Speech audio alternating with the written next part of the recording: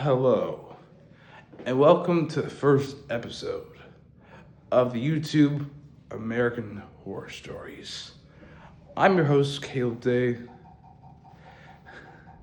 but your real host is Larry Kowalski. Let's the show begin.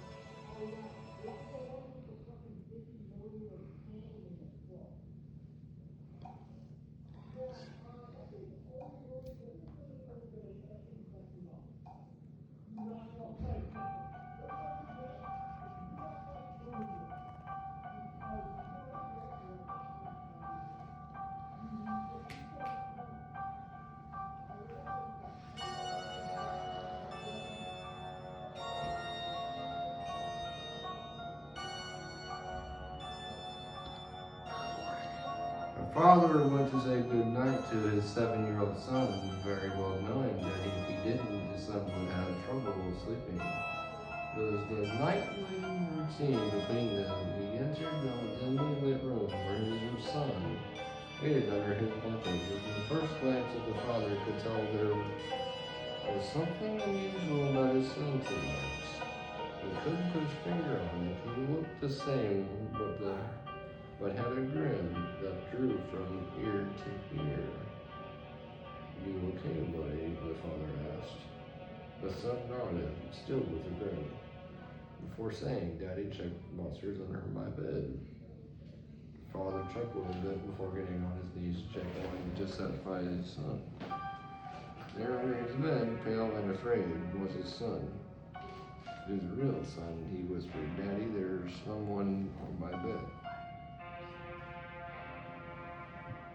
And then, part 2. The cabin. A hiker decided to go on a hike by himself. Something he was rough. He was not very used to. The whole day was normal. Trees and bushes engulfed his surroundings. He enjoyed being outdoors in the mountains.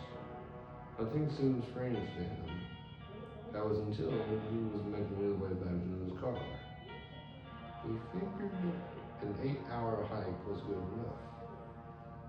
The sky was already getting dark, and he needed to get back fast. And what he did was odd. It was how much he didn't recognize the trail back. He began to panic. Night had already taken over, and all he had was a flashlight and no clue on how to get back. He knew it was already too late and too dangerous to keep going through this forest. He began to worry that he would have no section for hours. Almost lucky enough, he stumbled across a broken down cabin. It was dark and seemed like no one had visited in years. And he knew it was the only place where he could rest until daylight. Especially since his flashlight was running out of battery. He knocked on the door a few times, but no one answered. So he let himself in where, strangely enough, perfect bed fitted for one person. He waited him in the center. He knew that if the owner came back, he could explain himself. He was sure that the owner wouldn't mind, or was even probably dead. So he went ahead and he found himself in one bed. When he tried to sleep, he could ignore the collection of paintings around the room. Portraits of strange-looking people all peering at him. He was wearing a smile that sent chills up his spine.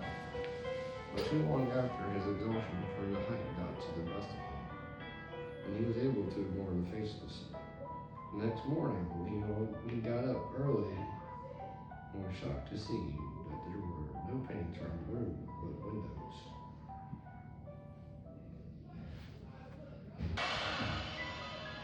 The red wristband. The doctor was working at a hospital where the patients were tagged with colored bands. Green, alive, red, deceased. One night, the doctor was instructed to get a few supplies from the basement of the hospital. And so he headed to the lift. The lift doors opened, and there was a patient inside. Mind your own business. Patients are allowed to roam around the hospital to stretch, especially those who have stayed long. The rule was to be back in their rooms before 10. The doctor smiled at the patient before pressing the number for the basement.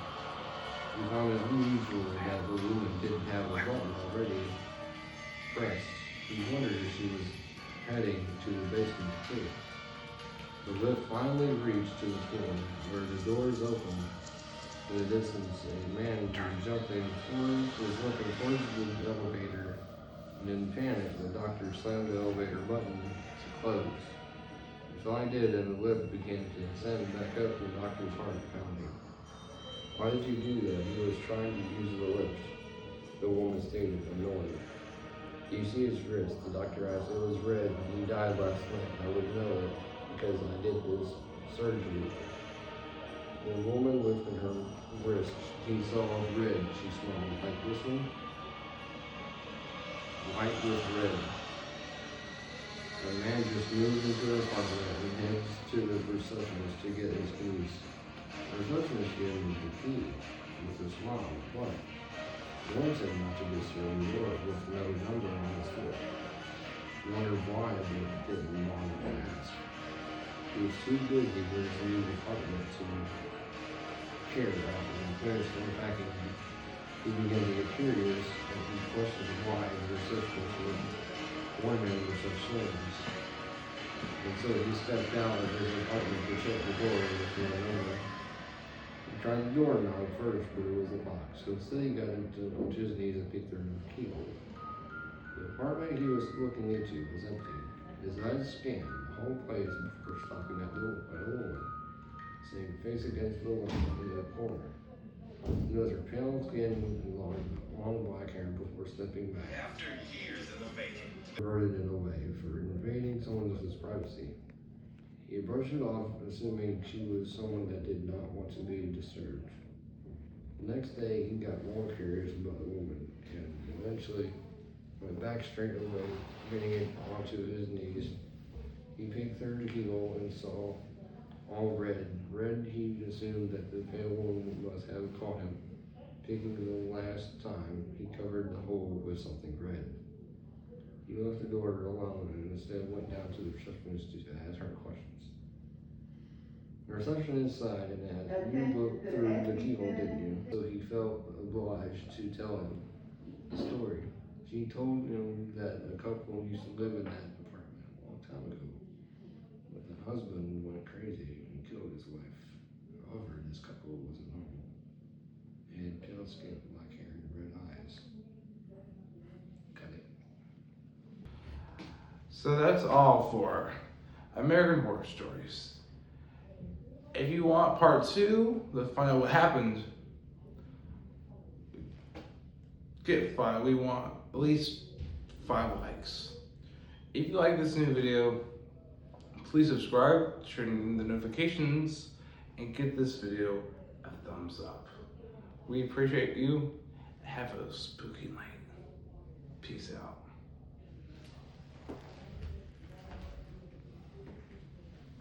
Did he go first night?